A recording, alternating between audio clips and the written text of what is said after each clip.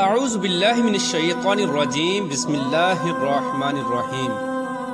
اللہ تبارک و تعالیٰ کے نام سے شروع جو بڑا مہربان اور نہایت رحم کرنے والا ہے۔ پیارے دوستو، اللہ تبارک و تعالیٰ نے حضرت عیسیٰ علیہ السلام کو بغیر باپ کے کس طرح پیدا فرمایا اور حضرت عیسیٰ علیہ السلام کی ولادت کس طرح ہوئی، اور کس طرح اللہ تبارک و تعالیٰ نے حضرت عیسیٰ علیہ السلام کو بچپن ہی میں قوت گویائی عطا فرمائی،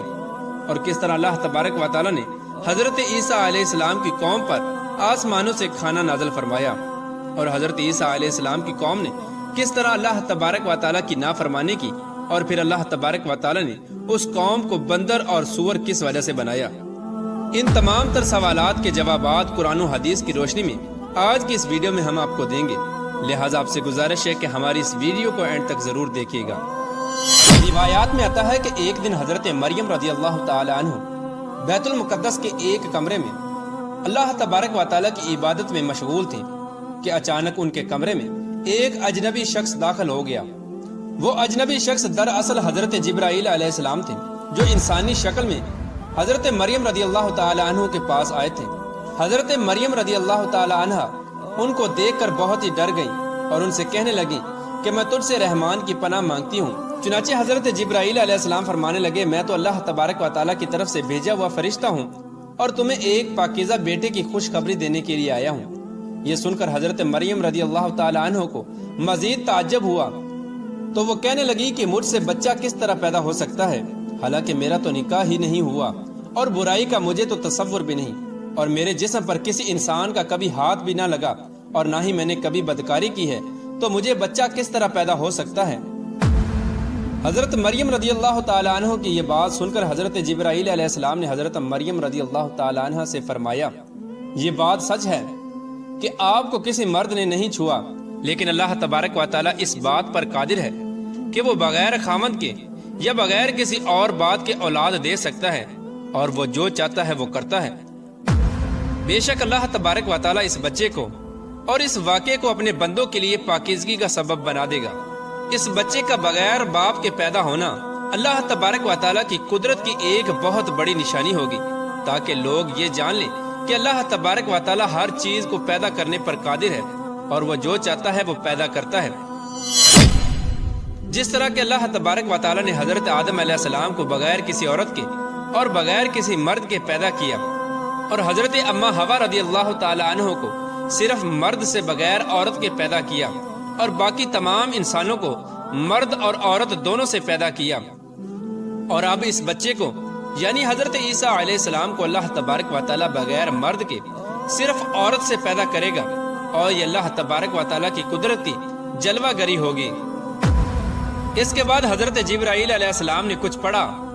اور حضرت مریم رضی اللہ تعالی عنہ پر پھونک ماری اور ان کو حمل ٹھہر گیا۔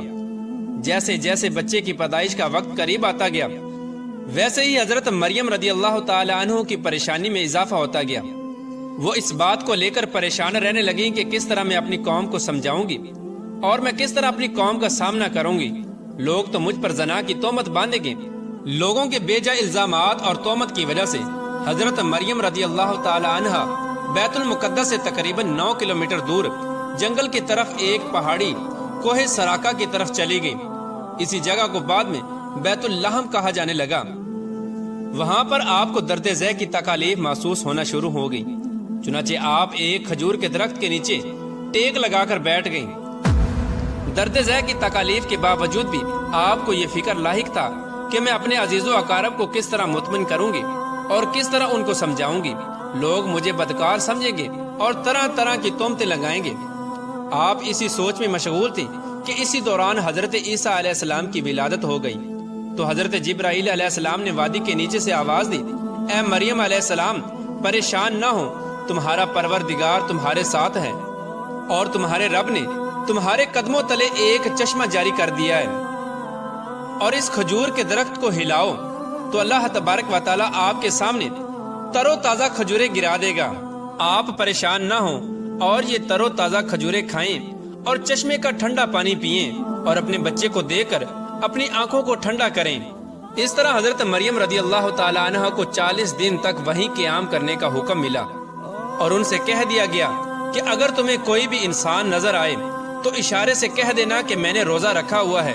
اور میں آج کسی شخص سے بات نہیں کر سکتی۔ 40 دن کے بعد جب حضرت مریم رضی اللہ تعالی عنہ اپنے بیٹے کو لے کر اپنے گھر تشریف لائیں تو بستی والوں نے دیکھا کہ آپ کی گود میں ایک بچہ ہے۔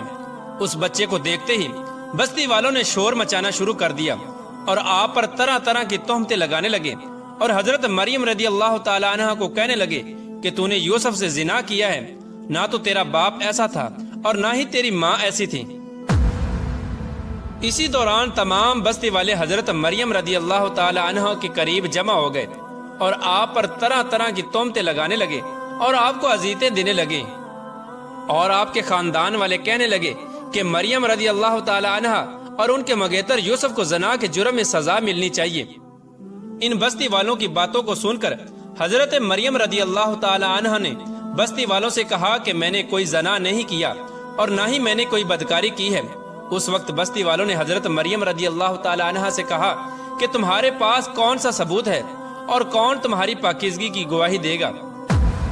اس وقت حضرت مریم رضی اللہ تعالی عنہ نے بچے کی طرف اشارہ کیا جو کہ اس وقت دودھ پی رہا تھا، تو اس وقت اللہ تبارک و تعالیٰ کے حکم سے وہ بچہ بول اٹھا کہ میں اللہ تبارک و تعالیٰ کا بندہ ہوں اور اللہ تبارک و تعالیٰ مجھے نبوت اور کتاب عطا فرمائے گا۔ اس کے بعد اس بچے نے فرمایا کہ اللہ تبارک و تعالیٰ نے مجھے نماز اور زکوٰۃ کا پابند بنایا ہے اور جب تک میں زندہ ہوں مجھے اپنی والدہ کا حق ادا کرنے والا بنایا ہے اور مجھ کو سرکش اور بدبخت نہیں بنایا، اور اللہ تبارک و تعالیٰ کی سلامتی ہے مجھ پر جب میں پیدا ہوا اور جب میں مروں گا اور جب دوبارہ زندہ کر کے اٹھایا جاؤں گا۔ اس طرح اللہ تبارک و تعالیٰ کا معجزہ دیکھ کر اور اس نو مولود بچے کی گفتگو سن کر کچھ لوگ تو یقین کرنے لگے کہ حضرت مریم رضی اللہ تعالی عنہ پاک دامن ہے اور یہ بچہ اللہ تبارک و تعالیٰ کا معجزہ ہے، لیکن زیادہ تر لوگ حضرت مریم رضی اللہ تعالی عنہ پر تہمت لگانے لگے۔ ان تمام تر تکالیف کے باوجود وقت یوں ہی گزرتا رہا، اور جب حضرت عیسیٰ علیہ السلام کی عمر مبارک 7 سال کی ہوئی تو یہودیوں نے ان کو بہت زیادہ تنگ کرنا شروع کر دیا اور بیت المقدس کے حالات خراب ہونے لگے۔ تو حضرت مریم رضی اللہ تعالی عنہ اپنے بیٹے حضرت عیسیٰ علیہ السلام کو لے کر مصر کی طرف ہجرت کر گئی۔ آپ نے اپنی زندگی کے 13 سال مصر ہی میں گزارے۔ اس کے بعد پھر اللہ تبارک و تعالیٰ کے حکم سے آپ دوبارہ فلسطین میں تشریف لے آئیں۔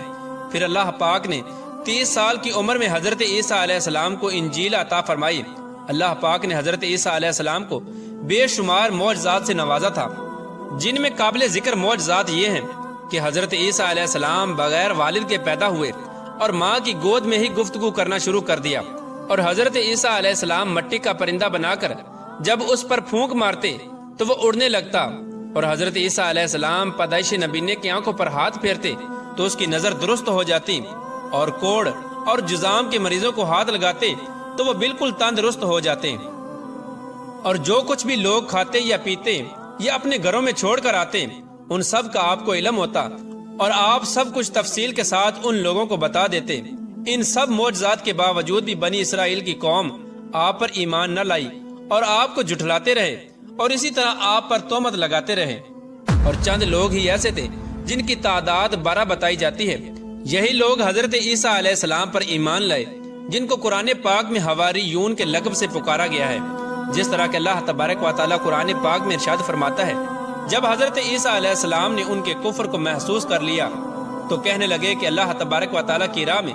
میری مدد کرنے والا کون کون ہے؟ تو حواریوں نے جواب دیا، ہم اللہ تبارک و تعالیٰ کی راہ میں آپ کے مددگار ہیں، ہم اللہ تبارک و تعالیٰ پر ایمان لائے اور آپ گواہ رہیں کہ ہم آپ کے تابع اور فرما بردار ہیں۔ اس کے بعد حضرت عیسیٰ علیہ السلام تبلیغ کی غرض سے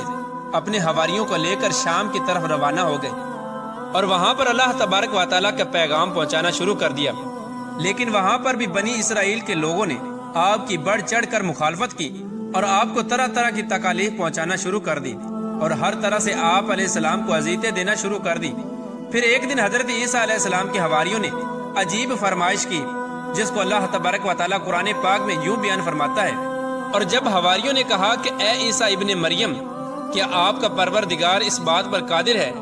کہ وہ ایسا کر سکتا ہے کہ ہم پر آسمان سے کھانا نازل فرمائے؟ تو حضرت عیسیٰ علیہ السلام نے کہا کہ اگر تم اللہ پر ایمان رکھتے ہو تو اللہ سے ڈرو۔ تو وہ بولے، ہماری خواہش ہے کہ ہم اس میں سے کھائیں اور ہمارے دل تسلی پائیں، اور ہم جان لیں کہ تم نے ہم سے سچ کہا، اور ہم اس نازل ہونے والے کھانے پر گواہ رہیں گے۔ حضرت عیسیٰ علیہ السلام نے اللہ تبارک و تعالیٰ کی بارگاہ میں دعا کی، اے ہمارے پروردگار، ہم پر آسمان سے دسترخوان نازل فرما کہ ہمارے لیے وہ دن عید کا دن قرار پائے، یعنی ہمارے اگلوں کے لیے اور ہمارے پچھلوں کے لیے، اور وہ تیری طرف سے نشانی ہو، اور ہمیں رزق عطا فرما، بے شک تیری ذات بہتر رزق عطا فرمانے والی ہے۔ تو اللہ تبارک و تعالیٰ نے فرمایا کہ میں تم پر ضرور کھانا نازل فرماؤں گا، لیکن جو اس کے بعد تم میں سے کفر کرے گا اسے ایسا دردناک عذاب ملے گا کہ اہل عالم میں سے کسی کو ایسا عذاب نہ ملا ہوگا۔ حضرت عمار بن یاسر رضی اللہ تعالی عنہ سے روایت ہے کہ حضور کریم رؤوف الرحیم صلی اللہ تعالی علیہ وآلہ وسلم نے ارشاد فرمایا، آسمان سے دسترخوان اترا جس میں روٹی اور گوشت تھا، ان کو حکم ملا کہ خیانت نہ کرنا اور ذخیرہ نہ کرنا اور نہ ہی کل کے لیے جمع کر کے رکھنا، لیکن ان لوگوں نے خیانت کی اور اس کھانے کو ذخیرہ کیا اور کل کے لیے جمع کر کے رکھ لیا، تو اللہ تبارک و تعالیٰ نے ان کی اس نافرمانی پر ان پر دردناک عذاب نازل فرمایا اور ان لوگوں کو بندروں اور سوروں میں تبدیل کر دیا۔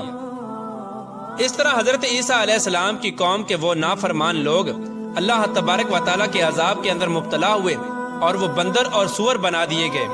جب حضرت عیسیٰ علیہ السلام کی عمر مبارک 33 سال کی ہو گئی تو اس وقت تمام یہودی حضرت عیسیٰ علیہ السلام کے خلاف ہو گئے اور آپ کو سولی پر چڑھانے کا فیصلہ کر لیا۔ حضرت عیسیٰ علیہ السلام کے زمانے میں شام کا علاقہ رومیوں کی زیر نگرانی تھا، یہاں ان کی طرف سے جو حکمران مقرر تھا وہ بھی کافر تھا۔ اس طرح یہودیوں نے اس حکمران کو بھی حضرت عیسیٰ علیہ السلام کے خلاف کر دیا اور ان کو سولی پر چڑھانے کا حکم دیا۔ چنانچہ اس طرح اس بدبخت حکمران نے یہودیوں کی بات مانتے ہوئے حضرت عیسیٰ علیہ السلام کو سولی دینے کا فیصلہ کر لیا، لیکن اللہ تبارک و تعالیٰ نے حضرت عیسیٰ علیہ السلام کو باحفاظت آسمانوں پر اٹھا لیا، جس طرح کہ اللہ تبارک و تعالیٰ قرآن پاک میں ارشاد فرماتا ہے، اور انہوں نے کہا کہ ہم نے عیسیٰ علیہ السلام کو سولی پر چڑھا دیا، جو اللہ تبارک و تعالیٰ کے پیغمبر تھے، حالانکہ انہوں نے حضرت عیسیٰ علیہ السلام کو نہ قتل کیا اور نہ ہی سولی پر چڑھایا، بلکہ ان کے لیے عیسیٰ علیہ السلام کا مشابہ بنا دیا گیا، اور جو لوگ ان کے بارے میں اختلاف کرتے ہیں وہ گمان میں پڑے ہوئے ہیں، اور شک کے علاوہ ان کے پاس کوئی علم نہیں، بلکہ اللہ تبارک و تعالیٰ نے ان کو اپنی طرف اٹھا لیا، اور اللہ تبارک و تعالیٰ غالب حکمت والا ہے۔ حضرت عیسیٰ علیہ السلام قرب قیامت میں حضور پاک صلی اللہ تعالی علیہ وآلہ وسلم کی امتی بن کر زمین پر نازل ہوں گے۔ حضرت عیسیٰ علیہ السلام ہی وہ نبی ہیں جن کا ذکر قرآن پاک میں سب سے زیادہ بار آیا ہے، اور آپ ہی بنی اسرائیل کے آخری نبی تھے، اور حضرت عیسیٰ علیہ السلام نے ہی بنی اسرائیل والوں کو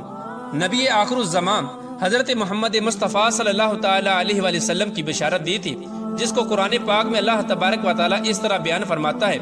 اور جب حضرت عیسیٰ ابن مریم نے کہا کہ اے بنی اسرائیل والو، میں تمہارے پاس اللہ کا بھیجا ہوا آیا ہوں،